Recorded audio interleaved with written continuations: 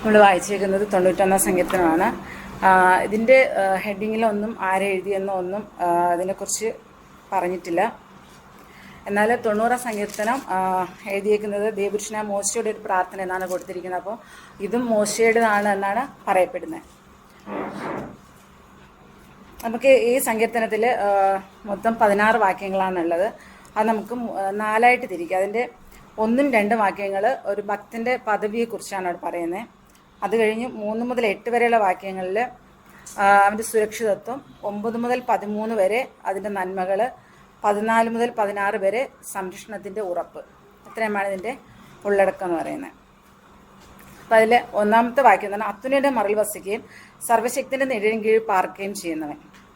അപ്പോൾ ഇവിടെ അത്യുന്നതന്റെ മറവിൽ വസിക്കുക. അപ്പോൾ ഈ വസിക്കുക, മറവിൽ വസിക്കുക എന്ന് പറയുന്നത്, അപ്പം നമുക്ക് ഈ മറവിൽ വസിക്കുന്ന എപ്പോഴും നമുക്ക് എന്തെങ്കിലും ഒരു ആപത്ത് അല്ലെങ്കിൽ എന്തെങ്കിലും നമുക്കൊരു മറഞ്ഞിരിക്കേണ്ട ഒരു സാഹചര്യം നമ്മൾ മറവിലോട്ട് പോകുന്നത്. പക്ഷേ ഇവിടെ പറയണം അത്യുന്നതന്റെ മറവിൽ വസിക്കുക. നമ്മൾ എവിടെ മറഞ്ഞിരുന്നാലും എന്ത് ചെയ്യും, കുറച്ച് ദിവസം കഴിഞ്ഞ് നമുക്കത് നമ്മൾ പുറത്ത് വരും. അതായത് നമ്മൾ ശത്രുവിൻ്റെ മുമ്പിൽ എന്ത് ചെയ്യും, അകപ്പെട്ടു വരും. പക്ഷെ ഇവിടെ പറയണം അത്യുന്നതന്റെ മറവിൽ വസിക്കുക. അപ്പം അത്യുന്നതനായ ദൈവത്തിൻ്റെ മറവിൽ വസിക്കാൻ നാം ദൈവത്തിൽ ആശ്രയം വെക്കുകയാണെങ്കിൽ, അവനിൽ നാം വസിക്കുകയാണെങ്കിൽ എന്ത് ചെയ്യുക, ആ മറവിൽ നമുക്ക് എപ്പോഴും മറഞ്ഞിരിക്കാനായിട്ട് നമുക്ക് കാണാൻ കഴിയുന്നു. അപ്പോൾ ആ മറവിൽ അത്യുന്നതന്റെ മറവിൽ വസിച്ചാൽ നമുക്ക് ഒരു ശക്തിക്ക് എന്ത് ചെയ്യും, നമ്മളെ തൊടാനായിട്ട് കഴിയുകയില്ല. അതുപോലെ സർവശക്തിൻ്റെ നിഴലിൻ കീഴിൽ, അപ്പം നിഴലിൻ കീഴിൽ പാർക്കുക. അപ്പം നിഴലെന്ന് പറഞ്ഞാൽ നമ്മൾ ഏറ്റവും അടുത്തിരിക്കുന്ന ഒരു വ്യക്തിക്ക് മാത്രമേ ആ നിഴലിൻ കീഴിൽ എന്ത് ചെയ്യുക, പാർക്കാനായിട്ട് കഴിയുകയുള്ളൂ.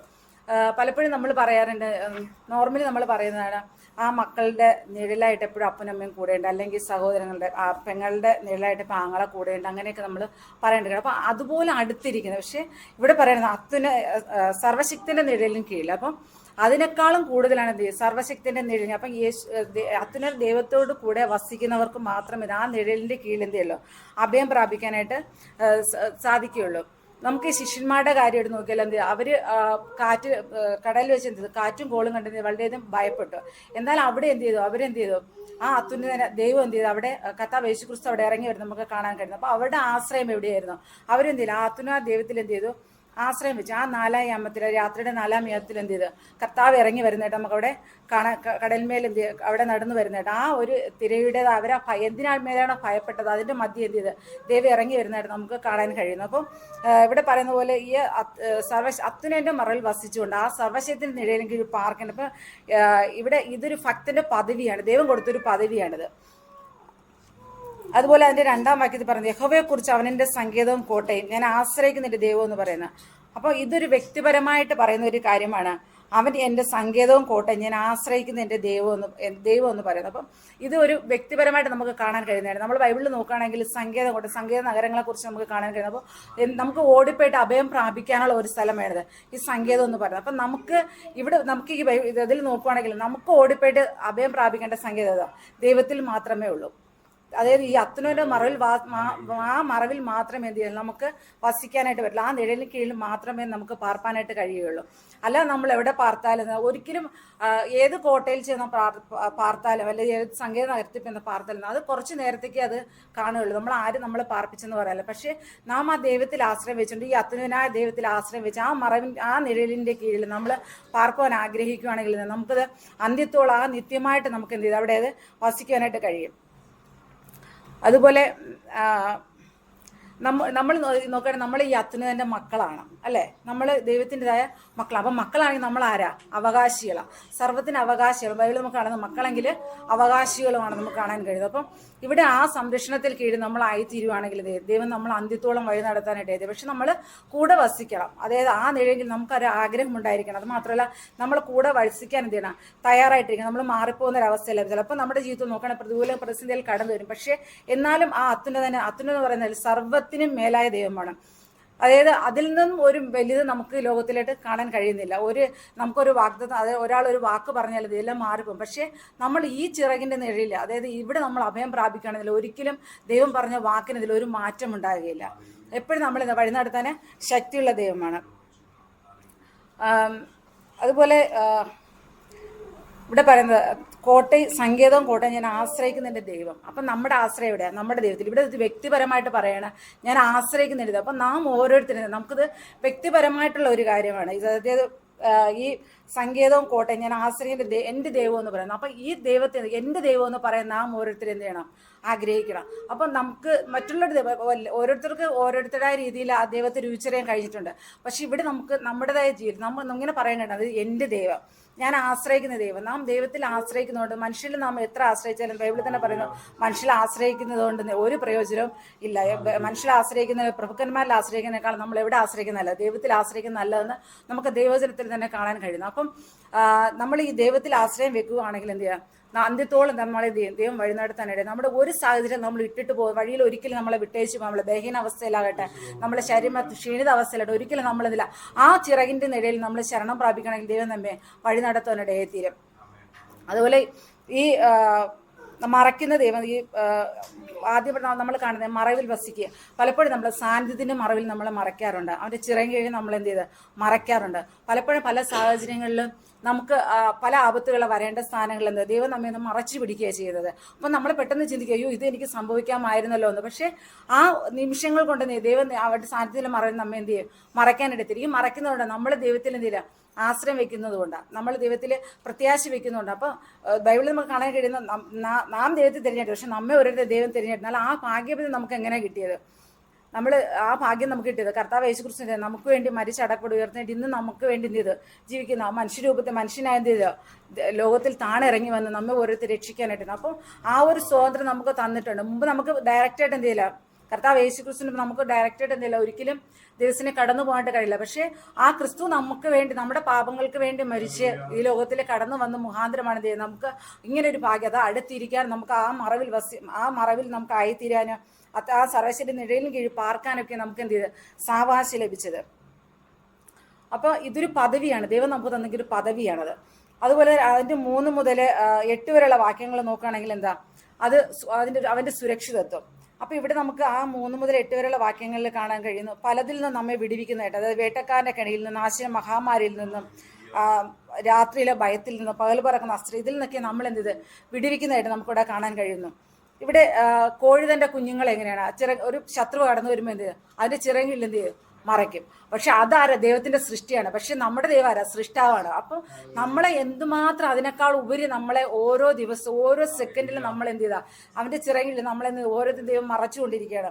അതുപോലെ തന്നെ ഇവിടെ നമുക്ക് കാണാൻ രാത്രിയിലെ ഭയം, പകൽ പറക്കുന്ന അസ്ത്രം, ഇതൊന്നും നമ്മുടെ ജീവിതത്തിൽ ഏശായികയല്ല. പക്ഷേ അല്ല, അവിടെ ദൈവത്തിന്റെ കൃപയും കരുതലും ആ ഒരു മറവിലും എന്ത് ചെയ്യും നമുക്ക് നമ്മുടെ ആ മറവിൽ, അതായത് ദൈവം നമ്മെ എന്ത് ചെയ്ത് ആ മറവിൽ നമ്മൾ മറയ്ക്കുന്നതുകൊണ്ടാണ് ഇതൊന്നും നമ്മളെ എന്ത് ചെയ്ത് ഏശാതെ കടന്നു പോകുന്നത്.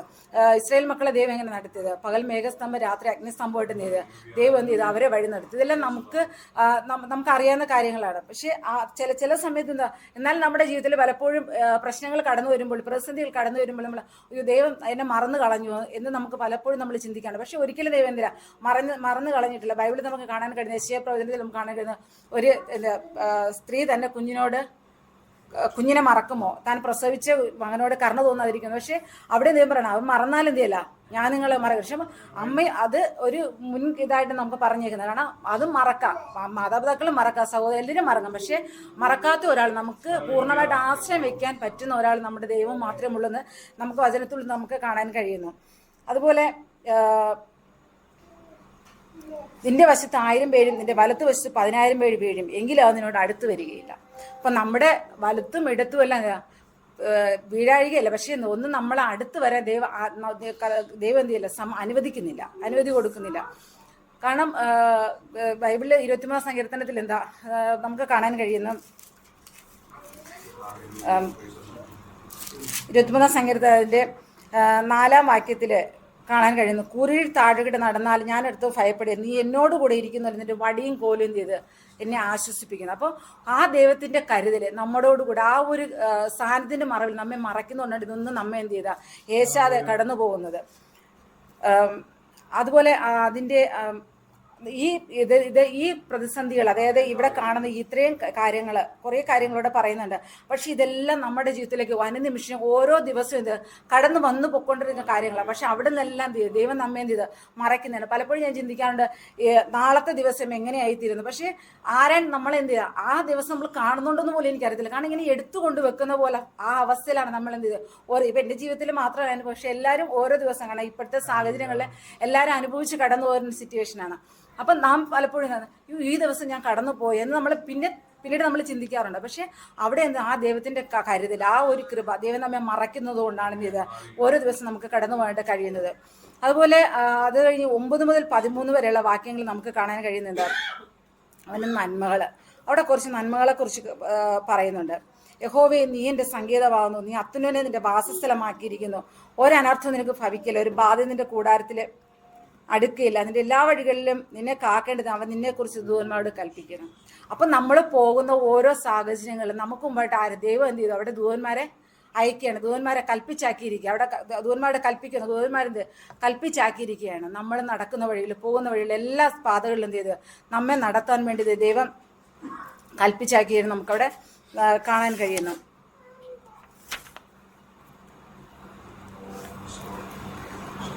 അതുപോലെ കൈകളിൽ വഹിക്കുന്ന ദൈവം, അവിടെ 12 വാക്യം കാണാൻ കഴിയുന്നു. നിന്റെ കാല് കല്ല് തട്ടി പോകാതെ അവൻ നിന്നെ എന്ത് ചെയ്യില്ല, കൈകളിൽ വഹിച്ചുകൊള്ളും. അപ്പോൾ നമുക്ക് ബൈബിളിലെ പല സ്ഥലങ്ങളിൽ നമ്മൾ നോക്കുകയാണെങ്കിൽ യെശയ്യാ പ്രവചനത്തിൽ കാണാൻ കഴിയുന്നതാ, ഞാൻ അതിൻ്റെ ഉള്ളം കയ്യിൽ വരച്ചിരിക്കുന്നു, കയ്യിൽ നിന്ന് വഹിക്കുന്ന ദൈവം. അപ്പം ആ ദൈവത്തിൻ്റെ അതായത് നിനക്ക് ചുറ്റും ഞാൻ മതിലായിട്ടിരിക്കുക, അങ്ങനെ ആ ഒരു മതിലിനകത്ത് നാം പലപ്പോഴും എന്ത് ചെയ്ത് ആയിരിക്കണം. അതുകൊണ്ടാണ് എന്ത് ചെയ്ത് നമുക്ക് ഇതിൽ നിന്നെല്ലാം ഒരു വിടുതൽ, അതിനെല്ലാം നമുക്ക് എന്ത് ചെയ്യുന്നത്, ഇതെല്ലാം നമ്മുടെ ജീവിതത്തിൽ കടന്നു വന്നാലും അവിടെയെല്ലാം ദൈവം നമ്മെ എന്ത് ചെയ്ത് സൂക്ഷിക്കുന്നത്. അതായത് നമ്മളെ ഉള്ളം കയ്യിൽ വരച്ചിരിക്കുന്നു എന്നാണ് പറയുന്നത്. ഒരിക്കലും നമുക്ക് നമ്മുടെ ഉള്ളം കയ്യിൽ എന്തെങ്കിലും വരച്ചാൽ അതിനൊരു പരിധിയുണ്ട്. പക്ഷേ ദൈവം പറയണ അവിടെ നിന്നെയാണ് ഉള്ളം കയ്യിൽ എന്ത് ചെയ്യുന്നത് വരച്ചിരിക്കുന്നു എന്ന് കാണാൻ കഴിയുന്നു.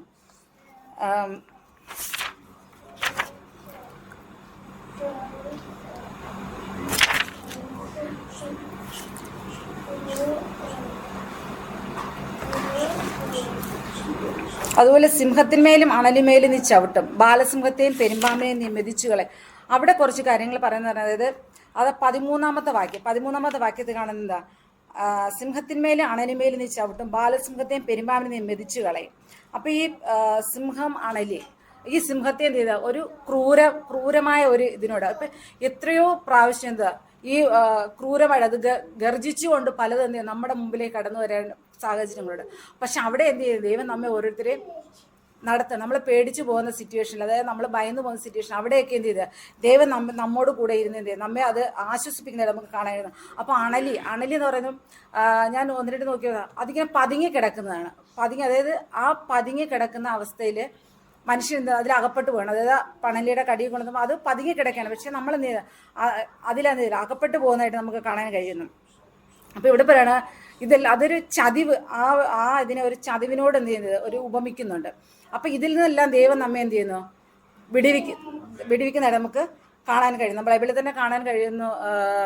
ഉൽപ്പത്തിയിൽ സ്ത്രീയുടെ സന്തതി സർപ്പത്തിന്റെ തല തീർക്കാം. അപ്പം കർത്താവ് യേശുക്രിസ്തു ക്രൂശിൽ ജയോത്സവം കൊണ്ടാടിയിട്ട് നമുക്ക് ഇവിടെ ബൈബിളിൽ നമുക്ക് കാണാൻ കഴിയുന്നു. അപ്പം ഇതിൽ നിന്നെല്ലാം നമ്മൾ എന്ത് ചെയ്യുന്നു വിടിവിക്കുക. ഇതൊക്കെ എല്ലാം ഒരു നന്മയാണ്. അതായത് ദൈവം നമ്മോട് പറഞ്ഞ ഓരോ കാര്യങ്ങളാണ്. പക്ഷെ അതിൽ നിന്നെല്ലാം ദൈവം നമ്മെ എന്ത് ചെയ്യുന്നു വിടിവിക്കുന്നതായിട്ട് നമുക്ക് കാണാൻ കഴിയുന്നു. അപ്പോൾ നമ്മുടെ കാല് തട്ടിപ്പോകാഞ്ഞിട്ടല്ല, പക്ഷെ എന്താ അവിടെയും നമ്മൾ എന്ത് ചെയ്യും ദൈവം വഹിക്കണം. ആ ഉള്ളം കരത്തിൽ നമ്മൾ എന്ത് ചെയ്യണം വഹിക്കുന്നതായിട്ട് നമുക്ക് കാണാൻ കഴിയുന്നു.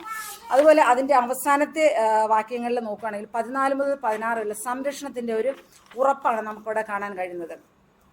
അവിടെ പറയണ, അവൻ എന്നോട് പറ്റിയിരിക്കാൽ ഞാൻ അവനെ വിടിവിക്കും, അവനെൻ്റെ നാമത്തെ അറിയാൽ ഞാൻ അവനെ ഉയർത്തും, എന്നെ വിളിച്ചപേക്ഷിക്കും, ഞാൻ അവന് ഉത്തരമരളും, കഷ്ടകാലം ഞാനോടുകൂടെ ഇരിക്കും, ഞാൻ അവനെ വിടിവിച്ച് മഹത്വപ്പെടുത്തും. അപ്പോൾ ഈ വാക്യത്തിൽ കാണുന്നത് അവൻ എന്നോട് പറ്റിയിരിക്കുകയല്ല. അപ്പോൾ ഇവിടെ പറയണതാ പറ്റിയിരിക്കുന്നത്. അപ്പോൾ ആ പറ്റിയിരുന്നു കഴിഞ്ഞാൽ എന്ത് ദൈവം നമ്മെ എന്ത് ചെയ്ത് വിടിവിക്കുമെന്നോട് പറയുന്നത് അവനോട് പറ്റിയിരിക്കുകയാൽ. പക്ഷേ നാം പലപ്പോഴും നാം ദൈവത്തോട് കൂടെ വസിക്കുന്നു എന്ന് നമ്മൾ പറയാറുണ്ട്. പക്ഷെ ആ പറ്റിയിരിക്കുന്ന ഒരു അവസ്ഥ നമ്മുടെ ജീവിതത്തിൽ ഉണ്ടോ എന്ന് പലപ്പോഴും നമ്മൾ ഒന്ന് ചിന്തിച്ച് നോക്കേണ്ടതാണ്. അതായത് നമ്മൾ ദൈവത്തോട് കൂടെ വസിക്കുന്നു ശരിയാണ്, പക്ഷെ നമ്മൾ ആ പറ്റിയിരിക്കുന്നു. ഇപ്പം ഒരാളോട് സ്നേഹമുണ്ട്, പക്ഷെ അവർ നമ്മൾ സ്നേഹിക്കുന്നുണ്ട്, പക്ഷെ ആ പറ്റിയിരിക്കുന്ന ഒരു സ്നേഹമാണ്. അത് രണ്ടിനും എനിക്ക് എത്രത്തോളം മനസ്സിലാവുന്ന എനിക്കറിയത്തില്ല. ആ ഒരു പറ്റിയിരിക്കുന്ന ഒരവസ്ഥ. പക്ഷെ നമ്മൾ ഒന്നിനോട് പറ്റിയിരുന്നു കഴിഞ്ഞാൽ ഒരിക്കലും എന്ത് ചെയ്താൽ അവർക്ക് നമ്മുടെ ലോകപരമായിട്ട് നോക്കുമ്പോൾ തന്നെ അവർക്ക് നമ്മളെ ഇട്ടിട്ട് പോകാൻ അല്പം ഒരു മടിയാണ്. പക്ഷെ നമ്മൾ ദൈവത്തോട് പറ്റിയിരുന്നാല, എല്ലാത്തിൻ്റെ സൃഷ്ടാവായ ദൈവത്തോട് നമ്മൾ പറ്റിയിരുന്നാൽ ഒരിക്കലും നമ്മെ എന്ത് ചെയ്യില്ല ദൈവം ഇട്ടേച്ച് പോകത്തില്ല. അപ്പം നമ്മൾ പറ്റിയിരുന്നാലും ദൈവം നമ്മെ വിടിവിക്കാനിടയിൽ തീരും. സംഗീതത്തിന് 19:9-10 ഒരാൾക്ക് വായിക്കാം. യഹോവയ്ക്ക് നിർമ്മലമായത് അത് എന്നേക്കും നിലനിൽക്കുന്നു. യഹോവയുടെ വിധികൾ സത്യമായവ, അവ ഒഴിയാതെ നീതിയുള്ളവയാകുന്നു. അവ പൊന്നിലും വളരെ തങ്കത്തിലും ആഗ്രഹിക്കത്തക്കവ, എന്നിലും തേങ്കട്ടയിലും മധുരമുള്ളവ. ഇവിടെ പറയുന്നത് യഹോവയുടെ വിധികൾ എന്തുവാ? സത്യമായവ, അവ ഒട്ടൊഴിയാതെ എന്ത് ചെയ്ത് നീതിയുള്ളതാണ്. അപ്പോൾ നാം ദൈവത്തോട് പറ്റിയിരിക്കുകയാണെങ്കിൽ തീർച്ചയായിട്ടും ആ നീതിയുള്ള ദൈവം ഒരിക്കലും ദൈവത്തിൻ്റെ വാക്കിനൊരു മാറ്റം നമ്മളെ നമ്മുടെ ഏതൊരു സാഹചര്യത്തിലും നമ്മെ വിടുവിക്കാൻ ശക്തിയുള്ള ദൈവമാണ്. അപ്പോൾ അത് കഴിഞ്ഞ് 10-ാം വാക്യം, അവ പൊന്നിലും വളരെ തങ്കത്തിലും ആഗ്രഹം. അവിടെ ദൈവവചനത്തെക്കുറിച്ചാണ് അവിടെ എന്ത് പറഞ്ഞത്. അപ്പം നമ്മൾ അപ്പോൾ ദൈവം എന്ത് ചെയ്യുക, ആ വചനത്തോട് ദൈവവചനത്തോട് നാം പറ്റിയിരുന്നാൽ എന്ത് ചെയ്യുക, ആ തേനിലും തേൻ കട്ടയിലും മധുരമായത്. നമ്മൾ എന്ത് കഴിച്ചാലും അതിന് എല്ലാത്തിനും ഒരു ടേസ്റ്റ്, ഒരു പരിധിയുണ്ട്. പക്ഷേ നമ്മൾ ദൈവവചനം ഓരോ ദിവസം വായിക്കുന്നുണ്ട്. ഇന്ന് വായിച്ചിരിക്കും നാളെ വായി, പക്ഷെ നമുക്ക് തോന്നുന്നത് എന്താ, അതിൽ വേറെ എന്തോ കൂടെ അടങ്ങിയിരിക്കുന്ന ആ ഒരു ടേസ്റ്റ് നമുക്ക് മനസ്സിലാക്കാൻ കഴിയും. അപ്പം നമ്മൾ ചിന്തിക്കും, ഇന്നലെ ഞാൻ അത് വായിച്ചില്ല, പക്ഷെ ഇന്നലെ എനിക്ക് മനസ്സിലായില്ല. പക്ഷെ ഓരോ ദിവസം നമ്മളത് വായിക്കുമ്പോൾ എന്താണെന്ന് പറയുക, അത് പുതുക്കി വന്നുകൊണ്ടിരിക്കുന്ന ഒരു അവസ്ഥയാണ് നമുക്കവിടെ കാണാൻ കഴിയുന്നത്. അപ്പോൾ ആ പറ്റിയിരുന്ന് കഴിഞ്ഞാൽ, ആ വചനത്തോട് പറ്റിയിരുന്ന് കഴിഞ്ഞാൽ നമ്മൾ ദൈവം പിടിവിക്കേണ്ടതിനും പലപ്പോഴും പല പ്രതിസന്ധികൾ എൻ്റെ ജീവിതത്തിൽ കടന്നു വരുന്ന സമയത്തും ഈ 91-ാം സങ്കീർത്തനം പലപ്പോഴും ഞാനിങ്ങനെ കാണാതെ കുറേ പ്രാവശ്യം പറയുന്ന ഒരു ശീലം എനിക്കുണ്ട്. കാരണം നമ്മൾ 1-2 പ്രാവശ്യം പറഞ്ഞു കഴിഞ്ഞാൽ നമുക്ക് മനസ്സിൽ എന്തോ ഒരു ആശ്വാസം, അത് പറഞ്ഞറിയിക്കാൻ പറ്റാത്ത ഒരു സന്തോഷം, ഒരു ആശ്വാസം നമുക്ക് അനുഭവിക്കുന്നതിൻ്റെ ഇടയിൽ. ഇപ്പോൾ ഇവിടെ പറയണത് പറ്റിയിരുന്നാൽ എന്ത് ചെയ്യും, ദൈവം എന്ത് ചെയ്യും, വിടിവിക്കുമെന്ന് ഇവിടെ കാണുന്നത്. അതുപോലെ തന്നെ വിളിച്ചാൽ ഉത്തരം വരണമെന്ന് ദൈവം ഇവിടെ പറയുന്നു. അവൻ എന്നെ വിളിച്ചപേക്ഷിക്കും, ഞാൻ അവന് ഉത്തരം വരില്ല. അപ്പോൾ നമ്മൾ വിളിച്ചാൽ ഒരിക്കലും ഉത്തരം വരില്ല ദൈവം വരില്ല. നമ്മൾ ചിലപ്പോൾ വീട്ടിൽ ചിലപ്പോൾ നമ്മൾ വീട്ടിൽ ആരുമില്ല, അപ്പോൾ ഹസ്ബൻഡ് ആകാം, വൈഫാകാം, അല്ലെങ്കിൽ പാരൻസ് ആകാം. ചിലപ്പോൾ എന്തെങ്കിലും ഒരു ടെൻഷനിലൊക്കെ ഇരിക്കുമ്പോൾ നമ്മൾ പെട്ടെന്ന് വിളിക്കുമ്പോൾ എന്ത് ചെയ്യും, പെട്ടെന്ന് എന്ന് നമ്മൾ ദേഷ്യപ്പെട്ട് ചോദിക്കാറുണ്ട്. പക്ഷേ ഇവിടെ ദൈവം എന്ന് പറഞ്ഞാൽ വിളിച്ചാൽ എന്ത് ചെയ്യും, ഉത്തരം വരലെന്ന് ദൈവം. അതുപോലെ പറഞ്ഞിട്ടുള്ള ആരുമില്ല. എപ്പോൾ വേണേലും നമുക്ക് ഏത് സമയത്ത് വേണേലും ദൈവത്തോട് അടുത്ത് ചെല്ലുവാൻ ദൈവം നമുക്ക് സ്വാതന്ത്ര്യം തന്നിട്ടുണ്ട്. അപ്പോൾ ആ ഉത്തരം വരലെന്ന് ആ ദൈവത്തിന് നമ്മൾ അതുപോലെ സങ്കീർത്തനം 50-15 ഒന്ന് വായിക്കാം.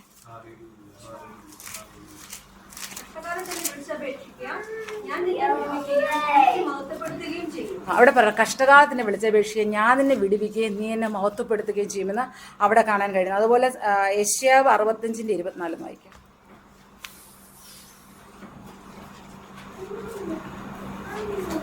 അവർ വിളിക്കുന്നതിന് മുമ്പേ ഞാൻ ഉത്തരമായിരുന്നു, അവർ സംസാരിച്ചുകൊണ്ടിരിക്കുമ്പോൾ തന്നെ ഞാൻ കേൾക്കും. ഇവിടെ പറയാം, അപ്പം നമ്മൾ ദൈവത്തോട് പറ്റിയിരുന്നു കഴിഞ്ഞാൽ നാം എന്ത് ചെയ്യും, നമ്മൾ വിളിക്കുന്നതിന് മുമ്പ്, അതായത് ചിന്തിക്കുന്നതിന് മുമ്പ് തന്നെ നമ്മുടെ ഓരോ കാര്യങ്ങൾ എന്ത് ചെയ്യും, ദൈവം അതിനുള്ള പോംവഴി എന്ത് ചെയ്താൽ കണ്ടിട്ടുണ്ട്. ചിലപ്പോൾ നമ്മൾ ചിന്തിക്കും, അടുത്ത നിമിഷം എനിക്കിത് വരും. പക്ഷേ ദൈവം എല്ലാം എന്ത് ചെയ്യും, മുന്നമേ എന്ത് ചെയ്താൽ എന്താണ് നമുക്ക് ചെയ്തു തരാനുള്ളത്, എന്താണ് അതിനുള്ളൊരു പോംവഴി, അതെല്ലാം സൊല്യൂഷൻ എന്ന് ദൈവം കണ്ടുവച്ചേക്കണം. അപ്പോൾ ഇവിടെ പറയാം, വിളിക്കുന്നതിന് മുമ്പ് നമുക്ക് എന്ത് ചെയ്യുക, ഉത്തരം വരളുന്നതായ ദൈവം.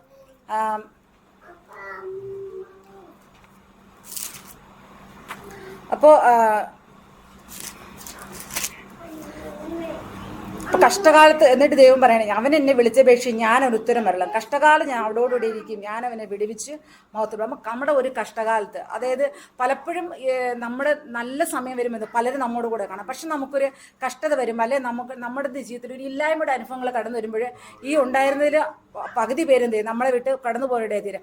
പക്ഷെ ആ ഒരു സാഹചര്യത്തിലില്ല, നമ്മളോട് എപ്പോഴും കാണുന്നവരാ ദൈവം മാത്രം എപ്പോഴും നമുക്ക് ആശ്രയമായിട്ട് കഴിയുള്ളൂ. അപ്പം ഈ നമ്മുടെ ഈ ലോകത്ത് നോക്കുകയാണെങ്കിൽ ഇപ്പം ലോകരക്ഷണങ്ങളൊക്കെ വിളിച്ചറിയിക്കുന്നത് എന്താ, കർത്താവിൻ്റെ വരവ് ഏറ്റവും ആസനമായിരിക്കുന്നത്. പലപ്പോഴും നമ്മൾ ചിന്തിക്കുകയാണ്, ഇപ്പം ഞാനും കുഞ്ഞിനെ പോലെ കേൾക്കുന്നതാണ് എന്താ, ദൈവത്തിൻ്റെ വരവ് അടുത്തു എന്നുള്ളത്. പക്ഷേ അതിൻ്റെ ലക്ഷണങ്ങളൊന്നും ഓരോ ദിവസം ചെല്ലുന്തോറും എന്താ, അത് വീണ്ടും ലക്ഷണങ്ങൾ അടുത്തു വന്നുകൊണ്ടിരിക്കുകയാണ്. അപ്പോൾ എന്നാലും ദൈവത്തിൻ്റെ വരവ് നമുക്കൊരു കാര്യം ചിന്തിക്കാനുള്ളത്, ദൈവത്തിൻ്റെ വരവ് ഏറ്റവും ആസന്നമായിരിക്കും. അപ്പോൾ ഈ ദിവസങ്ങളിൽ നോക്കുകയാണെങ്കിൽ നമുക്ക് അവനോട് കൂടെ പറ്റിയിരുന്നുണ്ട് ആ പ്രത്യക്ഷതയിൽ, അതായത് കർത്താവ് യേശുക്രിസ്തുവിൻ്റെ വരവുകൾ നമ്മൾ ആരും കൈവിടപ്പെട്ടു പോകാൻ പാടില്ല. നമ്മൾ ആ പ്രത്യക്ഷതയിൽ, അതായത് കർത്താവ് യേശുക്രിസ്തുവിനോട് ആയിത്തീരാൻ ദൈവം ഓരോരുത്തരെ സഹായിക്കട്ടെ. അതുപോലെ ആ കർത്താവ് ആ മറവിൽ, ആ അത്തുനും മറവിൽ, ആ നിഴലെങ്കിലും ഓരോ നിമിഷം നമുക്ക് പാർത്തുകൊണ്ട് കർത്താവിൻ്റെ വരവ് ഏറ്റവും ആസന്നമായിരിക്കില്ല. ആ വരവിന് വേണ്ടി ഒരുങ്ങുക. അതുപോലെ അനേക ദിവസം ഒരുക്കാമെന്ന് പറഞ്ഞുകൊണ്ട് എൻ്റെ ചെറിയൊരു